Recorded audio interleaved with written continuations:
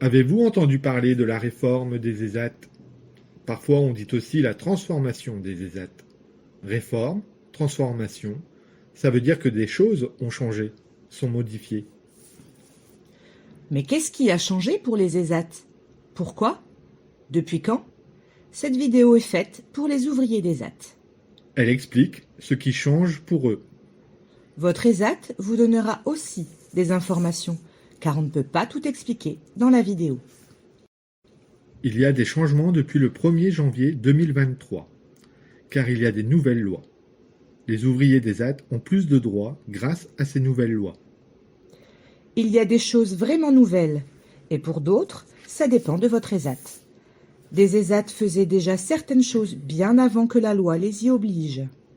Tout d'abord, l'ESAT doit vous expliquer vos droits et vous donner un livret d'accueil accessible quand vous arrivez. Continuons avec vos représentants. En plus des membres du CVS, vous devez élire un délégué tous les 3 ans. Ce délégué pourra vous aider auprès de la direction dans des situations qui vous concernent personnellement. Pour être délégué, il faudra avoir au moins 18 ans et être à l'ESAT depuis au moins 6 mois. Le délégué pourra suivre une formation pour apprendre ce nouveau rôle. La formation sera payée par l'ESAT. Le délégué pourra prendre 5 heures par mois sur son temps de travail pour faire ça.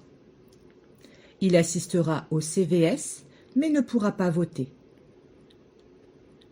Il y aura aussi une nouvelle réunion.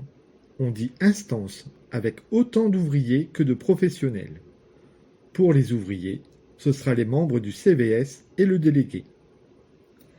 Ces réunions auront lieu au moins une fois tous les 3 mois.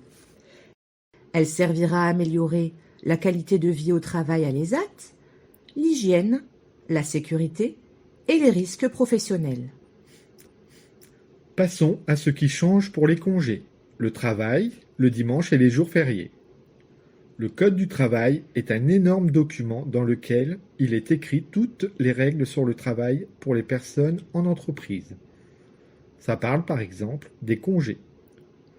Maintenant, vous avez les mêmes droits que tout le monde sur les congés. Quand vous travaillez 1 mois, vous avez le droit à 2 jours et demi de congé.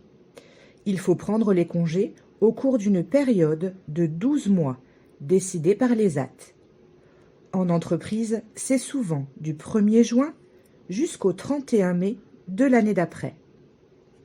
Si vous êtes absent, à cause d'une maladie par exemple, et que vous n'avez pas pu prendre vos congés pendant cette période, vous pourrez prendre les congés après. Ils ne sont pas perdus. Vous avez aussi les mêmes droits à congé que tout le monde dans certaines situations. Par exemple, si vous vous mariez, vous avez le droit à 4 jours de congé. Cela sera écrit dans le règlement de fonctionnement de l'ESAT. Et si vous travaillez le dimanche ou un jour férié? Vous devez être d'accord pour travailler le dimanche. Vous devez avoir un autre jour de repos. Votre rémunération garantie est doublée.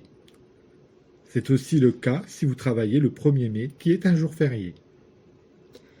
Un jour férié est un jour où on ne doit pas travailler. C'est en plus des congés.